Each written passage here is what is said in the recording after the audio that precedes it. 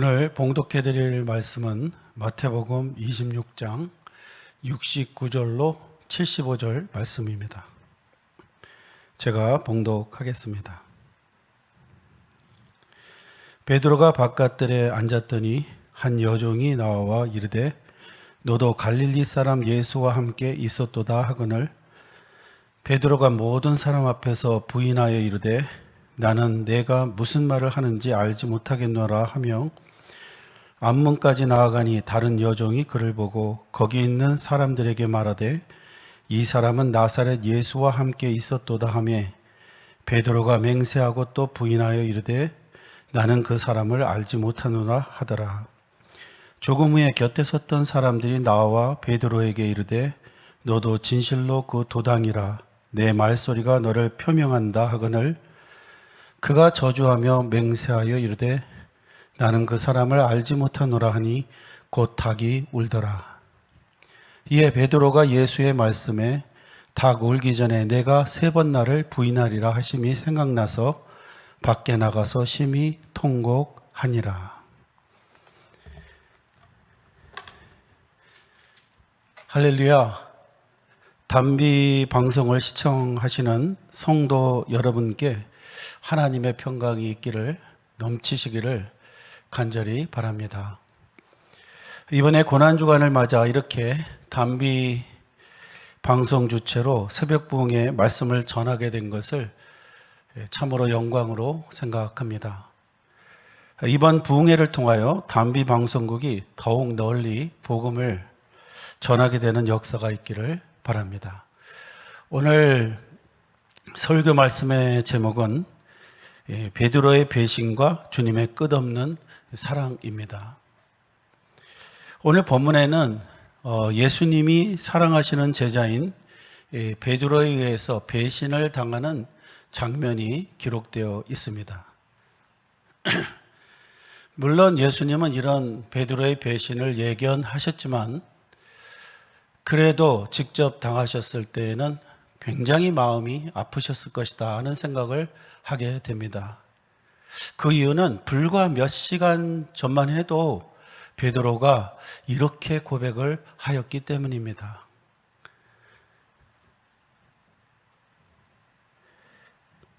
어떻게 고백을 하였냐면 주와 함께 죽을지언정 주를 부인하지 않겠나이다. 그런데 그는 예수님을 부인한 것만이 아니고 저주까지 했다고 성경 말씀은 말씀하고 있습니다. 그가 그렇게 행동을 한 것은 그가 생명이 위급한 상황에 처해져 있었기 때문입니다. 예수님과 함께한 자라는 것이 판명이 나면 예수님처럼 신문을 받을 것이고 또 죽임을 당할 것이었기 때문입니다. 그러나 그런 그의 행동은 주와 함께 죽을지언정 주님을 부인하지 않겠다는 고백과는 너무나 거리가 먼 행동이었습니다. 성도님들, 그는 왜 그렇게 자신 있게 고백을 해놓고 마음이 변심하게 된 것일까요? 우리는 그 이유를 예수님의 말씀에서 찾을 수가 있습니다. 예수님은 유월절날 성찬식을 베푸시고 제자들의 이제 발도 씻어주시고 그들을 데리고 감람산으로 가시면서 다음과 같은 말씀을 하셨습니다. 오늘 밤 너희들이 나를 버리고 다 흩어지리라. 그랬을 때 베드로가 이런 말을 합니다. 모두 다 주를 버릴지라도 나는 주를 버리지 않겠나이다. 그러자 예수님께서 네가 오늘 밤 닭이 울기 전에 나를 3번 부인하리라 이렇게 말씀하셨습니다. 그때 다시 한번 베드로가 고백을 하기를 주와 함께 죽을지언정 주를 부인하지 않겠습니다. 아주 확언하는 확신에 찬 고백을 하였던 것이죠. 그리고 예수님은 겟세마네 동산에서 3명의 제자를 데리시고 피땀 흘려 기도를 하시게 되었습니다. 그리고 잠시 후에 제자들이 있는 곳을 와보니까 그 제자들이 다 잠에 빠져 있었던 것입니다. 그래서 예수님은 이런 말씀을 하셨습니다. 마태복음 26장 40절, 41절 말씀입니다. 제자들에게 오사 그 자는 것을 보시고 베드로에게 말씀하시되 너희가 나와 함께 1시간도 이렇게 깨어 있을 수 없더냐. 시험에 들지 않게 깨어 기도하라. 마음에는 원이로되 육신이 약하도다. 이것을 보면 베드로가 왜 자기의 약속, 그 결단을 지키지 못하였다는 것을 알게 되는데 그것은 기도에 실패했기 때문에 그렇습니다. 이런 것을 보면 기도 없는 결단은 소용이 없는 것임을 알게 되는 것입니다. 그리고 기도 없는 약속은 다 소용없다 하는 것을 우리에게 알려주고 있습니다. 그 이유는 우리는 우리의 마음을 스스로 지킬 수 없는 존재들이기 때문에 그렇습니다. 그러므로 우리가 무엇인가 중요한 것을 결단했다면 반드시 기도해야 됩니다. 그것을 잘 지킬 수 있는 힘을 달라고. 그리고 누군가 우리에게 중요한 약속을 했다면 우리는 또 기도해야 됩니다. 왜?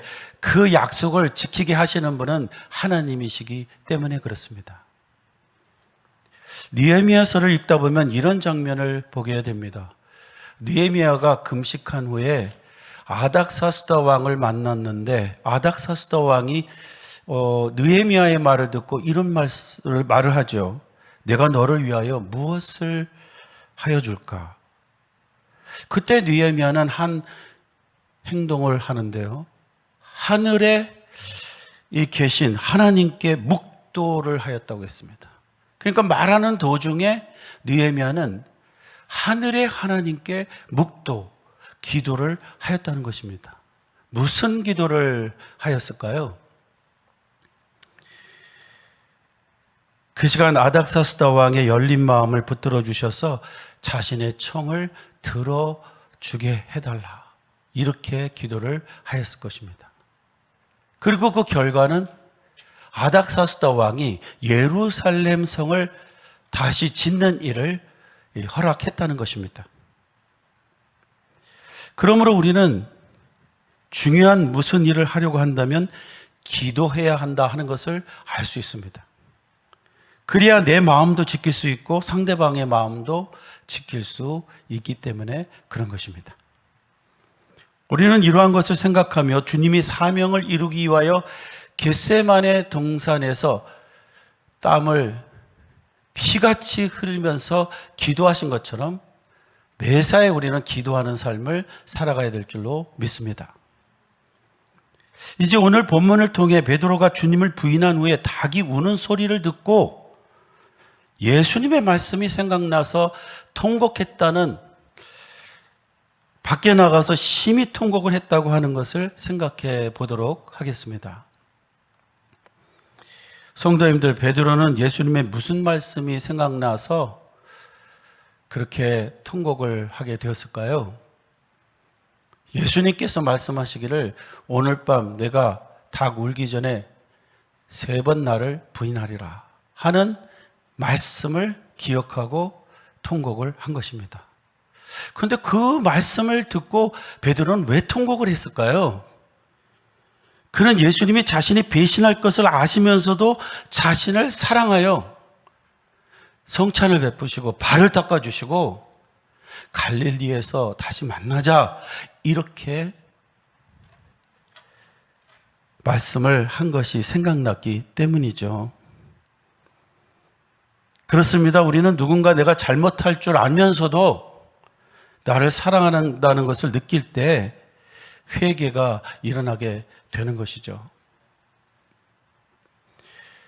제가 초등학교 시절에 이 용돈에 눈이 먼 적이 있었습니다.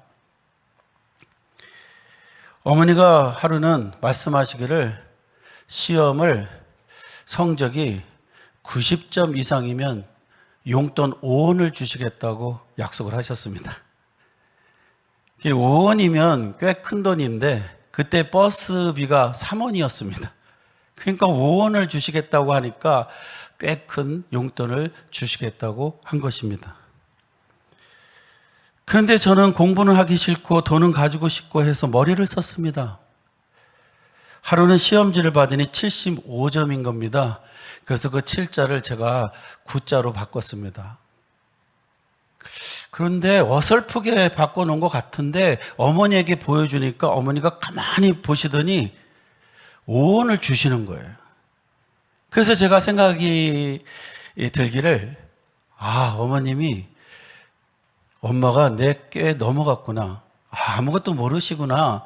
이렇게 해서 이제 가끔 가다가 이 7자가 나오면 9자로 바꿔가지고 이제 용돈을 받게 되었습니다. 그런데 어느 날 또 7자를 9자로 고쳐갔는데 그날따라 어머니의 그 친구분 한 분이 와 계신데 이분은 경상도 아줌마라는 별명을 가진 보통 분이 아닌 분이었습니다. 아주 눈이 매섭고 성격도 괴팍한데 제가 이 고친 점수를 보여주니까 대번에 하는 말이 이거 가짜다. 이렇게 말씀하시는 거예요. 그러면서 그 아줌마가 뭐라고 말하냐면 저런 아이는 반쯤은 죽도록 때려 버릇을 고쳐놔야 된다. 이러는 겁니다. 그러더니 입에 담을 수 없는 욕들을 저에게 했어요. 그때 저희 어머니가 이렇게 말씀하셨습니다. 나도 알아. 그러니까 그런 말 하지 마. 그러면서 저에게 5원을 주셨어요. 저는 그 돈을 들고 밖에 나갔는데 마음이 찡해지면서 어머니가 불쌍하게 느껴졌습니다. 그동안 내가 어머니를 속인 것을 아셨는데도 나에게 용돈을 주셨다는 것을 알게 되었기 때문입니다. 그 다음부터 제가 어떻게 살게 되었을까요? 다시는 점수를 고치는 일을 하지 않았습니다. 오늘 본문의 베드로도 그런 마음을 가지고 눈물을 흘렸을 것입니다. 내가 배신할 줄 알면서도 예수님께서 나에게 은혜를 베푸시고 나를 사랑하셨구나 하는 것을 느끼면서 다시는 이런 죄에 빠지지 않고 주님의 나라를 위해서, 주님을 위해서 살기로 결단을 하였을 것입니다.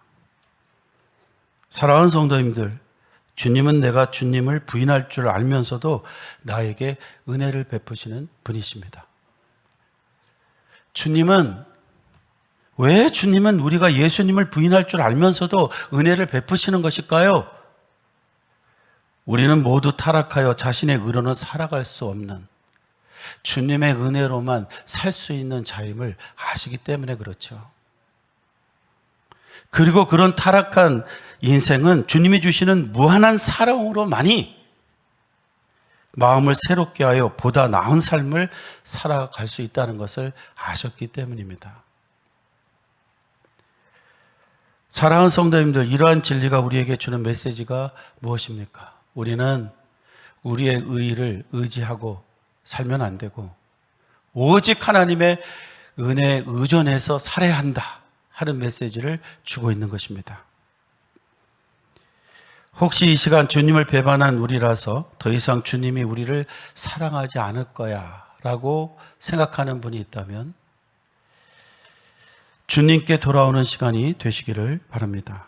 주님이 탕자의 아버지처럼 우리를 반겨 맞이해 주실 것이고 생각지 못하는 놀라운 잔치를 베풀어 주실 것을 믿습니다. 오래전에 이런 이야기를 책에서 읽은 적이 있습니다. 어느 곳에 한 여인이 남편이 죽고 홀로 시아버지를 모시고 살게 되었다고 합니다. 그런데 이제 시아버지도 병을 얻어 곧 죽게 되었는데 이 며느리에게 한 유언적인 말을 하는 거예요. 내가 개고기가 너무 먹고 싶은데 마지막으로 그 개고기를 먹게 해줄 수 없냐? 이 며느리는 그 말을 들으면서 고민에 빠지게 되었는데 형편이 너무 없어서 개고기를, 보신탕을 끓여줄 수 없었던 거죠. 그렇게 고민하다가 한 가지가 생각났는데 자기 집에서 기르는 개가 생각이 났습니다. 그러나 처음에는 그 개를 잡아서 보신탕을 끓인다는 것이 너무 마음 아픈 일이라서 못한다, 그렇게 생각을 한 것이죠. 그러나 결국 죽어가는 시아버지를 위해 그 개를 잡기로 하고 개를 데리고 산으로 가게 됩니다. 그리고 개는 몽둥이로 때려서 잡아야 맛이 있다는 말을 들었기 때문에 개를 나무에 묶고 이제 몽둥이로 그 개를 때리게 되었습니다. 차마 눈을 뜨고서는 개를 때릴 수가 없어서 눈을 감고 이제 몽둥이로 개를 때리는데 처음에는 그 개가 깽 소리를 내면서 비명을 지르더니 어느 순간부터는 아무 소리가 나지 않는 겁니다. 그래서 어찌된 일인가 하고 봤더니 개가 어느새 풀려나서 도망을 친 거예요. 그래서 그 여인은 생각하기를, 그래, 참 잘했다. 내가 어떻게 너를 잡아서 보신탕을 끓일 수 있겠니? 참 잘 도망갔다. 이렇게 생각을 한 것입니다. 그리고 집으로 터덜터덜 돌아가게 되었다고 합니다. 그런데 집에 거의 다갈 무렵에 자기의 집 안에서 무엇인가 뛰쳐나오는 것을 보게 됐어요. 가만히 보니 바로 얼마 전 자기가 몽둥이로 죽이려 했던 자기 집 개였습니다. 근데 가까이 오는 것을 보니까 머리가 다 피범벅이 돼가지고 그렇게 자기에게 다가오는데 꼬리를 치면서 반가워하는 거예요. 그것을 본 여인은 그 개를 붙잡고 너무 반갑고 미안하여 한참 울었다가 하는 이야기입니다. 저는 이 이야기를 들으며 이런 생각을 하였습니다. 내가 시시때때로 죄를 지으면 우리 주님을 다시 피 흘리게 하는 것인데, 십자가에 다시 못 박게 하는 것인데, 그렇게 살다가 인생이 힘들어서 주님께로 가면 주님은 그 피 묻은 손으로, 그 피 묻은 얼굴로 나를 반갑게 맞이해 주신다는 것을 생각하게 되었습니다. 오늘 이 시간 우리는 이러한 주님의 사랑을 기억하면서 주님의 품으로 돌아가는 시간이 되어야 될 줄로 믿습니다. 배신할 줄 알면서도 성찬식 후 베드로의 발까지 닦아주시고 갈릴리에서 다시 만나자고 하셨던 주님을 기억하며 주님이 기뻐하시는 일을 이 고난주간 한 주간 동안은 행함으로 주님을 기쁘게 하는 우리가 되어야 될 줄로 믿습니다. 은혜로운 고난주간, 주님의 고난에 동참하는 주간, 또 주님의 그 고난에 감사하는 주간이 되시기를 주님의 이름으로 축원합니다. 기도하겠습니다. 하나님 아버지, 감사합니다. 저희들 인생은 참으로 부족하여 주님이 여전히 사랑하시는데도 불구하고 또다시 죄를 짓고 주님을 배반합니다. 그러나 인생이 너무 힘들어 주님께로 가면 주님이 받아주시고 반가운 얼굴로 맞이해 주심을 믿습니다. 오늘 이 시간에 부족하고 연약한 종들이 고난주간을 맞이해서 주님의 품으로 돌아갑니다. 주님, 저희를 용서하여 주옵시고 새로운 믿음으로 살 수 있도록 용기를 주시옵소서. 주님의 나라를 위하여 살 수 있는 힘을 주시옵소서. 예수님의 이름으로 기도하옵나이다. 아멘.